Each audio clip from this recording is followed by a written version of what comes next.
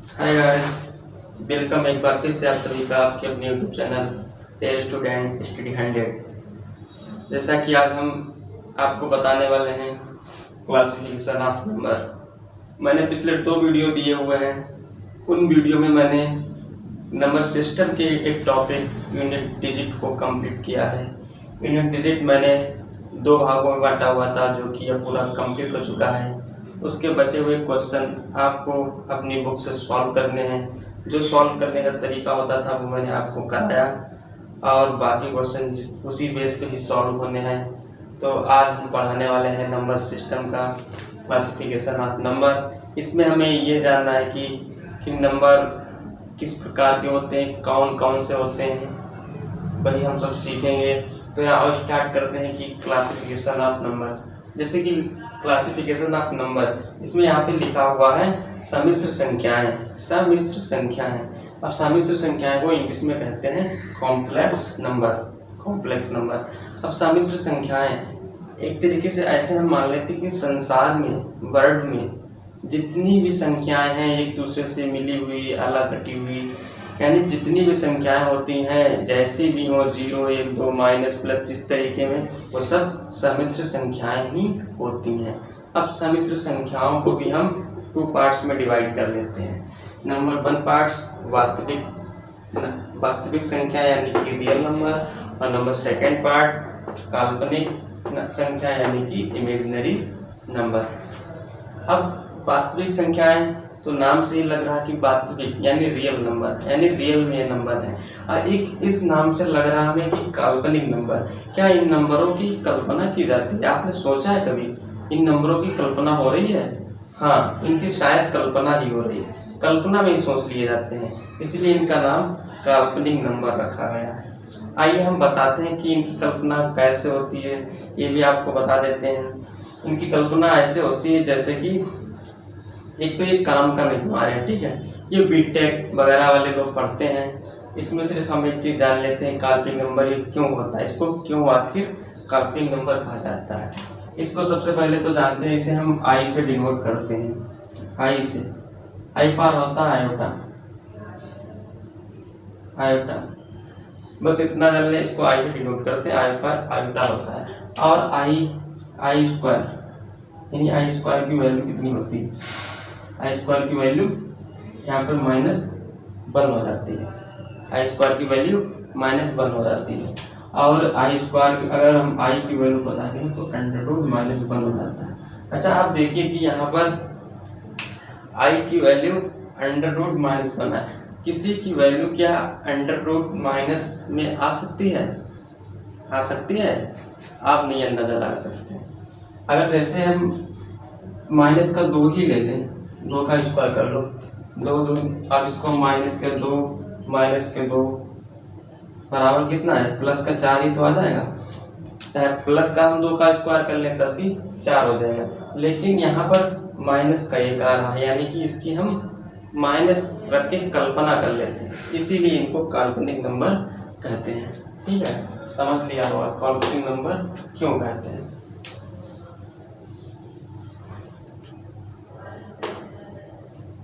तो सीधे सीधे यही एग्जाम में क्वेश्चन आ जाता है कि काल्पनिक नंबर क्यों कहते हैं। तो आई फॉर आयोटा होता है, आई स्क्वायर की वैल्यू पूछी जाए तो -1, और आई की वैल्यू √-1। जहाँ पे आपको √- में 1, -2, -3, -4 कुछ भी दिख जाए तो आप आँख मीच कर कह देना। कोई आपसे ख्वाब में पूछे, सपने में पूछ ले तो कह देना कि ये काल्पनिक नंबर है, जहाँ पर माइनस में √- का हो, ठीक है, माइनस में नंबर दिया। अब देखते हैं, चलो इसको यहाँ पे खत्म करते हैं इसका।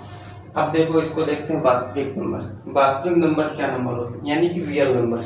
रियल नंबर में डेसिमल एक होता है, इसको भी 2 भागों में मैंने बांटा है, रियल डेसिमल नंबर और पूर्णांक। इसको कहते हैं इंटीजर्स, और इसको दशमलव को कहते हैं डेसिमल। ठीक है, डेसिमल को भी हम पूरे, इसका तो पूरा चैप्टर ही पढ़ाने वाले हैं आगे चल के। तो इसमें डेसिमल में हमें सब कुछ सीखना है। यहाँ पे हम जान लेंगे डेसिमल भी 2 टाइप्स का होता है, इसको हम कहते हैं परिमेय और एक अपरिमेय। ठीक है, पूर्णांक क्या होता है? पूर्णांक के नाम से ही पता लग रहा है, पूर्णांक मीन्स पूर्ण अंक यानी कंप्लीट अंक, इसको हम इंटीजर्स कहते हैं। जैसे कि 5 है, 6 है, ये सब क्या है, पूर्णांक है। 0 भी एक पूर्णांक है।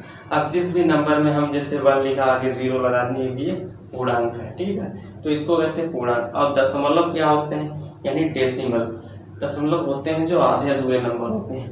2.5 ऐसे लिखते हैं, 2.5, 3.6, 3.6, इस टाइप के जो नंबर होते हैं वो होते हैं दशमलव नंबर। पूर्णांक नंबर पूरे नंबर होते हैं। ठीक है, ये चीज़ें हमें जाननी है। अब पूर्णांक डेसिमल को हम 2 भागों में बांटते हैं। डेसिमल को भी रेशनल नंबर और इरेशनल नंबर। रेशनल नंबर होता है परिमेय और इरेशनल अपरिमेय। आइए हम लिखते हैं, यहाँ पे देखते हैं। अब देखते हैं कि जैसा कि मैंने आपको बताया था कि डेसिमल 2 टाइप्स के हम लिखते हैं। ठीक है, 2 टाइप्स के डेसिमल, एक होता है रेशनल, एक होता है इरेशनल, यानी परिमेय संख्याएं और अपरिमेय संख्याएं। परिमेय संख्याएं क्या होती हैं, सभी रटाया हुआ आते हैं कि जैसे कि क्या रट के आते हैं, P अपॉन Q के फॉर्म में जो होती हैं, P अपॉन Q के रूप में, P अपॉन Q के रूप में जो होती हैं वो परिमेय संख्या होती हैं। जैसे कि यहाँ पे अगर मैं बोलूँ कि 5 क्या परिमेय परिमेय संख्या नहीं है, तो इसमें हम कह सकते हैं कि ये भी परिमेय संख्या है। वो कैसे कह सकते हैं, हम इसको परिमेय संख्या P अपॉन Q के रूप में 1 नहीं लिख सकते हैं, यहाँ पे 1 लिख देंगे, P अपॉन Q के रूप में आ गए। ठीक है, अब 5 क्या है, 5 एक पूर्णांक भी है। 5 को पूर्णांक बोल सकते हैं। पूर्णांक जो होते हैं वो परिमेय संख्या भी होते हैं, यानी वो उनको हम P अपॉन Q के फॉर्म में बना सकते हैं। जैसे मैंने इसको बना लिया। अब यहाँ पे 10/3 लिख दिया। अब यहाँ पे कुछ बहुत से बच्चे कंफ्यूज रहते हैं, 10/3 क्या है, परिमेय संख्या है या अपरिमेय है। तो आपको बता दूं, यह भी एक परिमेय संख्या है। जैसे कि इसको हम भाग देंगे इनके अंदर 3.3333 ऐसे आती रहे, यानी इनके नंबर खत्म होने वाले ही नहीं। बहुत से बच्चे कहते हैं कि जिनके नंबर खत्म ही नहीं हो, इनका मान मतलब खत्म ही ना हो, आते रहे, वो अपरिमेय हो जाते हैं। लेकिन अपरिमेय नहीं, यहाँ भी है परिमेय नंबर। अरे क्योंकि यहाँ P अपॉन Q के फॉर्म में लिखा है ना। अब जैसे ये 4/8 लिखा है, ये भी क्या है, परिमेय है। ठीक है, ये भी क्या है, परिमेय। इसका क्या आ जाएगा, 0.5, दशमलव में आ गया 0.5। दशमलव भी है, दशमलव का कौन सा है, परिमेय। ये दशमलव के 2 पार्ट्स हमने डिवाइड किए हैं, परिमेय अपरिमेय। तो अच्छे से जान लें कि ये क्या होते हैं, परिमेय। और ये देखते हैं अपरिमेय। अपरिमेय क्या होता है, यानी कि जो P अपॉन Q की फॉर्म में नहीं होता, P अपॉन Q में नहीं, P अपॉन Q में नहीं होता, उनको सीधा सीधा हम अपरिमेय कहते हैं। और अपरिमेय क्यों कहते हैं, P अपॉन Q में नहीं होता है। जैसे कि देखते हैं, यहाँ पे मैंने लिख दिया √2, √3, √5, √6, इनका निकाल लो, इनका मान खोलो। इनकी अगर वैल्यू, एग्जैक्ट वैल्यू हम नहीं निकाल सकते। जब इनको हम इनका मान निकालते हैं तो पॉइंट करके ये आता है 1.1.41231 ऐसे 1.77272 ऐसे, मतलब एक ही नंबर रिपीट होता रहता है, रिपीटेशन चलता रहता है। ठीक है, और वही नंबर नहीं आया, नंबर बदलते रहते हैं। जैसे कि यहाँ पे 3333 आ रहा था पॉइंट के, लेकिन यहाँ 333 नहीं आएगा, तो इनको हम कह देते हैं ये अपरिमेय संख्याएं हैं। ठीक है, अपरिमेय संख्याएं। आपको अगर नंबर अंडर रूट में ये संख्या मिल जाए तो आप उनको अपरिमेय संख्या यानी इरेशनल नंबर बोल सकते हैं। जैसे कि एक बात और ध्यान दें, पाई क्या होती है, पाई और 22/7, ये 22/7, ये 22/7 जो लिखा हुआ है, ये 22/7 ये होता है परिमेय संख्या, और ये पाई होती है अपरिमेय। जैसे कि पाई का मान क्या होता है, 3.1412 ऐसे करके आता रहता है, ठीक, चलता रहता है। तो ये रिपीटेशन इसका जारी रहता है, और इसके रिपीटेशन जारी रहता है, नंबर आते रहेंगे, लेकिन एक ही नंबर रिपीट नहीं होगा, अलग अलग नंबर आते रहेंगे। ऐसे चलता रहेगा जितनी भी बार करते रहो, और नंबर इसके मान रुकेंगे नहीं, ठीक है।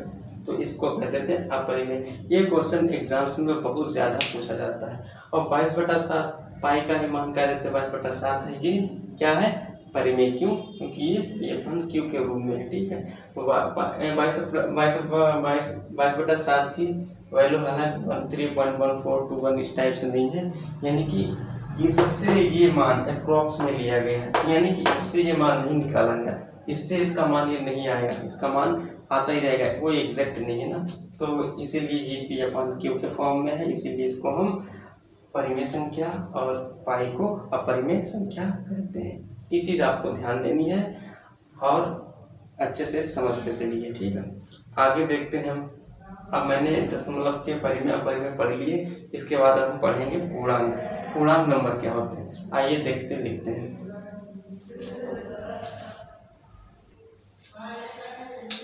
पूर्णांक क्या होता है? पूर्णांक ऋणात्मक, 0 और धनात्मक इस टाइप में लिखे जाते हैं। जैसे कि धनात्मक में क्या होंगे, सब धनात्मक के नंबर होंगे, 0 से लेकर 1 2 3 4 5 6 ऐसे इनफाइनाइट तक क्या आते रहेंगे, इनफाइनाइट तक नंबर आते रहेंगे, वो होंगे धनात्मक नंबर। और ऋणात्मक नंबर क्या होते हैं? ऋणात्मक नंबर -1 -2 ऐसे चलता रहेगा और ये कहाँ तक रहेगा, ये भी इनफाइनाइट तक होता रहेगा, ठीक है। ये क्या होता है, ये -1 से लेकर इनफाइनाइट तक होते हैं, ये होते हैं धनात्मक। ये 1 से लेकर इनफाइनाइट तक होते हैं, ये क्या होते हैं, धनात्मक, और ये ऋणात्मक, ठीक है। ये 0 होता है, ठीक है। इसको कहते हैं set of whole number, set of whole number, whole.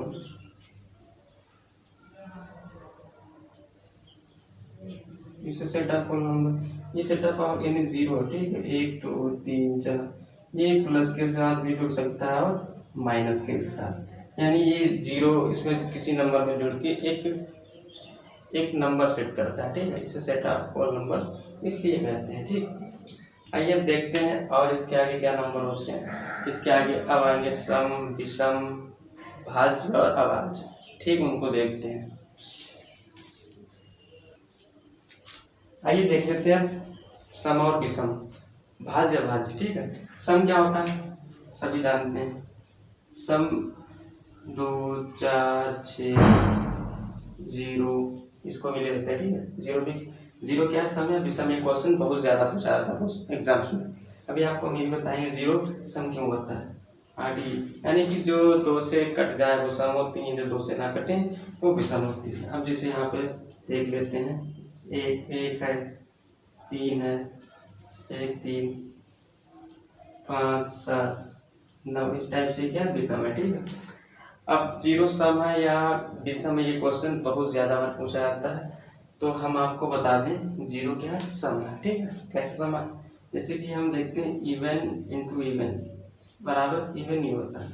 Even और इवन की अगर हम मल्टीप्लाई करें तो इवन आता है। जैसे कि मैंने इवन नंबर 4 ले लिया, ठीक है। अगर यहाँ पर हम 0 ले लें, 0 को इवन मान रहा है, ठीक है। 0 जब मैंने यहाँ पर ले लिया तो इसको 4 में 0 जुड़ा तो क्या रहेगा, 4 ही तो आएगा, तो 4 क्या हुआ, इवन हुआ।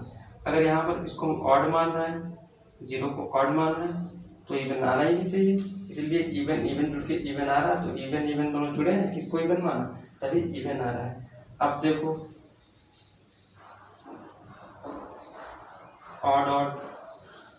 ऑड प्लस ऑड जुड़कर क्या होता है, इवन होता है, ठीक है। इसमें मैंने ले लिया ऑड ले लिया 3 प्लस यहाँ 3 ले लिया, 3 ले लिया दोनों जगह, 3 क्या जुड़ेगा, 6 इवन आया। अगर इसको यहाँ पे 0 को हम मान लें ऑड 0, तो इवन कहाँ से आएगा, तो 3 ही आएगा यहाँ पे, तो 3 आएगा, इवन नहीं आया, ठीक। तो इसीलिए 0 क्या है, सब नंबर है, ठीक। ये देख लेते हैं भाज्य और अभाज्य क्या होते हैं।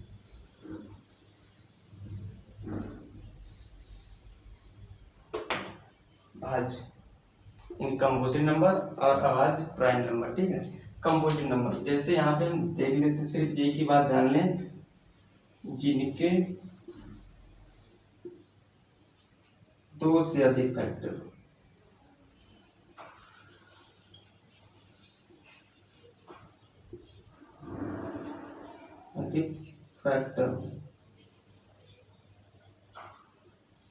और यहाँ पे प्राइम है जिसके सिर्फ दो फैक्टर, जिनके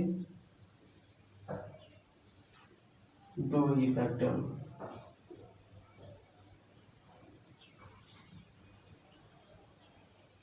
जैसे आप देखते हैं जिसके दो से अधिक फैक्टर, जैसे हमने ले लिया यहाँ पे 9 ले लिया, 9 1 इंटू 9 ये भी है, 3 इंटू 3 ये भी क्या है 9 है, 3 3 जा 9। अब यहाँ पे देखो मैं ले लेता हूँ जैसे कि 5 ले लिया, 1 इंटू 5 23 ले लो, 1 इंटू 3 इससे ज़्यादा नहीं होगा, ठीक है। 5 का 1 इंटू 5 ही रहेगा, यानी कि दो ही फैक्टर होंगे, 23 का 1 इंटू 23 ही रहेगा। यहाँ पर 9 का जैसे देखते हैं 1 इंटू 9 भी है, 3 3 जा 9 है, दो से अधिक फैक्टर हो वहाँ पर क्या होगा कंपोजिट नंबर, जहाँ पर सिर्फ दो ही फैक्टर हो वहाँ पर क्या होगा प्राइम यानी कि अभाज्य नंबर, ठीक है। आइए हम बात कर लेते हैं और थोड़ी और कौन कौन से नंबर है देखते हैं। कि ये एक क्वेश्चन अक्सर का पूछा जाता है कि क्वेश्चन ये है एक भाज्य या अभाज्य, ठीक है। तो एक भाज्य या अभाज्य हमें ये बताना है, तो हम जान लेते हैं कि ये क्या है, ना ही भाज्य और ना अभाज्य, ठीक है।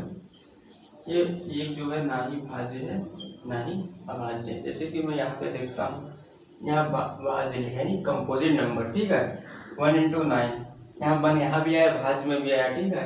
जैसे यहाँ भी अभाज्य लिखा है 1 इंटू 5 1 इंटू 23, यानी कि ये दोनों में आ रहा है, यानी ना तो ये एक भाज्य ना ही अभाज्य, हम आराम से कह सकते हैं, ठीक है। दोस्तों आज हम यहीं तक क्लासिफिकेशन ऑफ नंबर पढ़ेंगे। अब हम नेक्स्ट क्लास अपना लेके आएंगे और नंबर सिस्टम पे और आपको चीज़ें बताएंगे, ठीक है। मिलते हैं अगले वीडियो में, ओके, थैंक यू।